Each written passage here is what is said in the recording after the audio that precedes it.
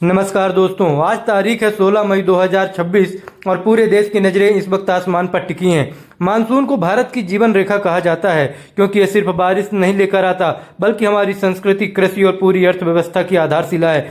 लेकिन क्या आप जानते हैं कि इस साल मानसून को लेकर मौसम विभाग ने एक बड़ी चेतावनी जारी की है।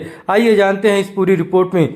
मौसम विभाग के मुताबिक इस साल सुपर अल नीनो का आना लगभग तय माना जा रहा है। आप सोच रहे होंगे कि ये अल नीनो आखिर है क्या।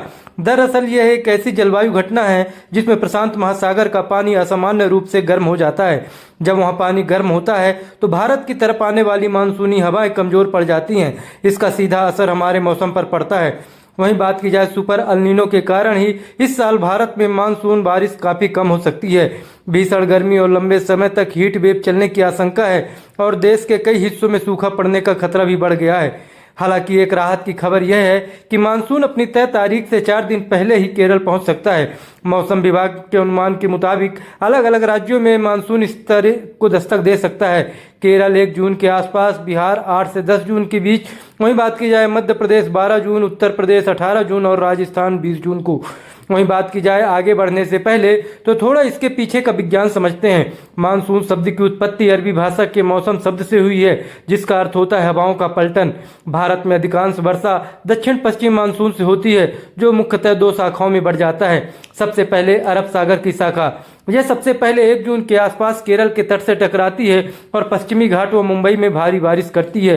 वहीं बात की जाए दूसरी बंगाल की खाड़ी की शाखा, यह शाखा उत्तर पूर्व भारत और म्यांमार के तट से टकराकर उत्तर भारत की ओर मुड़ती है और मैदानी इलाकों में पानी बरसाती है। मानसून को अच्छे से समझने के लिए आपको इन 4 शब्दों का मतलब जरूर पता होना चाहिए। सबसे पहला मानसून प्रस्फोट या मानसून बर्स्ट किसे कहा जाता है।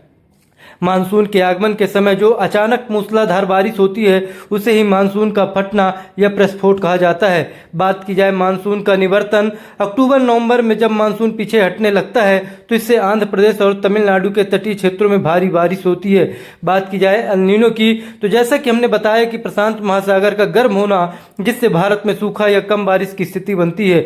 वहीं बात की जाए ला नीना की तो यह अल नीनो के बिल्कुल विपरीत है। इसमें समुद्र की सतह ठंडी होती है जो भारत में बहुत अच्छी और भारी मानसून बारिश लेकर आती है।